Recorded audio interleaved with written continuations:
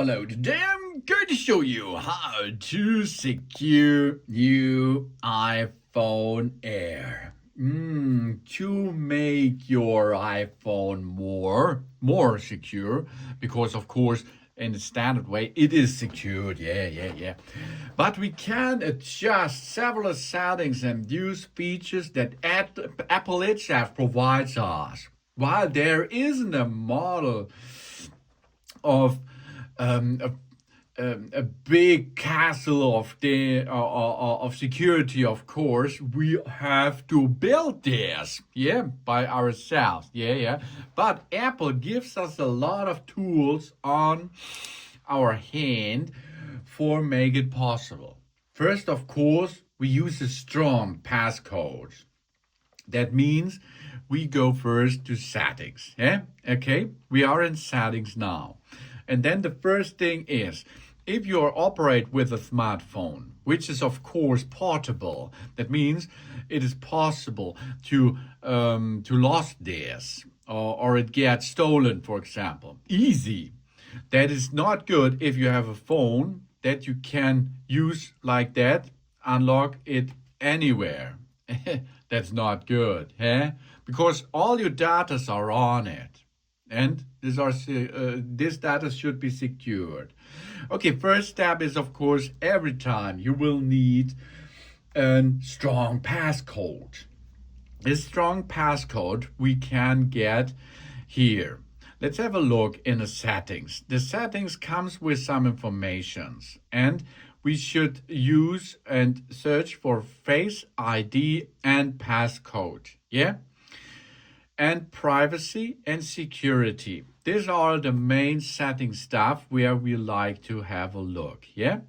Okay, let's start with Face ID and passcode. So your device itself.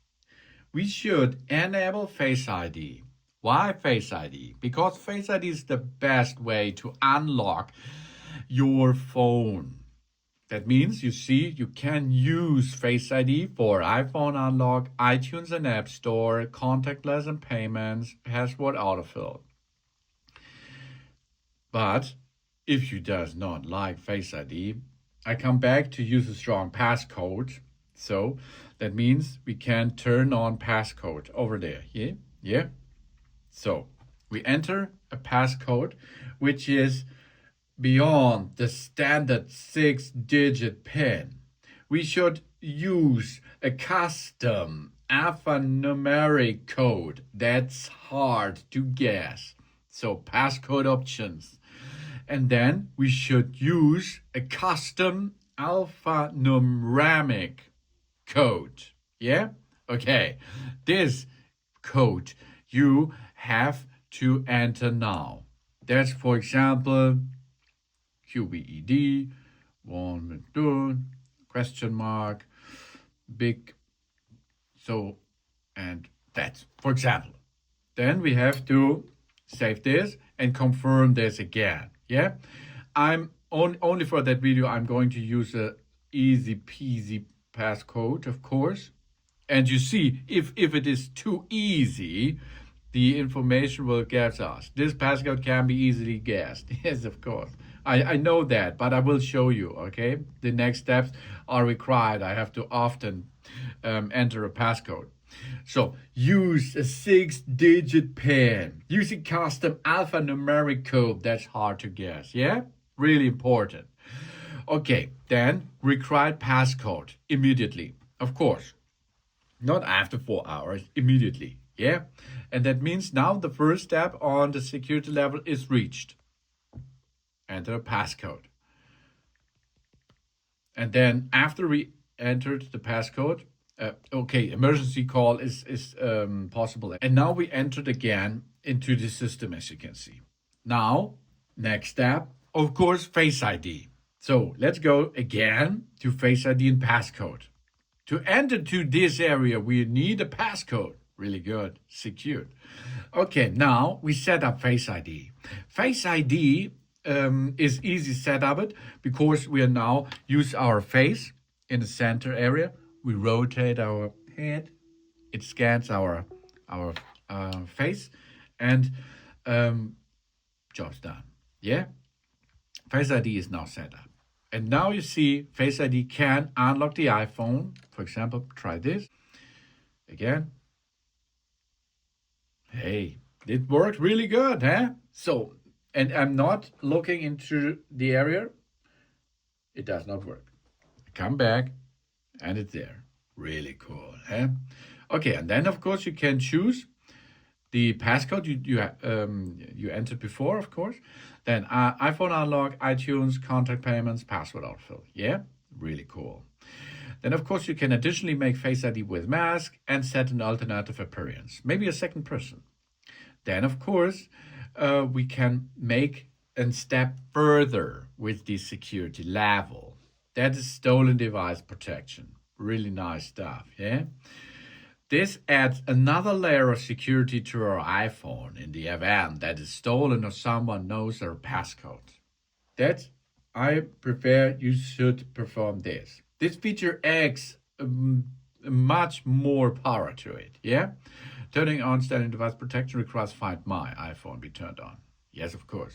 This is another big thing. Because to use stolen device protection, we will need the first layer of protection, the Face ID, and we will need the second layer of protection, Find My, and this stolen device protection will be the third layer. Yeah, we know that. Now we come back later. Okay, and I think it's a good thing to erase data. That means we can erase all data on this phone after 10 failed passcode attempts. Data protection is enabled about this. Really nice. That means the stolen human, for example, try to come in and it will be all data erased, job's done. But if you doesn't let it like this, it's possible that the thief can go and make a factory of that, and then it will be can use your phone. Of course, your data are safe because they are erased, but your phone is gone. That's not good. For this, we go to Apple account settings. Then we go to Find My. Then we switch on Find My. Really important stuff. Locate, lock, or erase this device and supported accessories. This device cannot be erased and reactivated without our password. Let's go. Then enable Find My network and send last location. Automatically send the location of this phone to Apple when the battery is in critical low. Okay, this is the second layer which supports you. Okay, let's go. Find My is now switched on. That means if now the thief try to make a clear reset up, it will be not possible because the iCloud lock is enabled, and only to unlock this you will need, or the owner will need, the Apple ID of yourself. Okay, a good thing, eh? This is a really cool thing. And now if Find My is enabled, we can go back to Face ID and passcode. And of course, we can now enable the really good stolen device protection. Okay, then you see this adds another layer to the security level, and a delay will be required when we are not a family location, such as our home or work, to change the security settings. Really cool feature.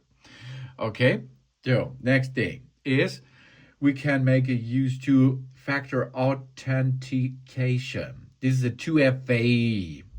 Okay, for this we need another Apple device for two-factor authentications to our account with a second verification code sent to our trusted devices. Okay, that means we should use this, of course, for a better security level.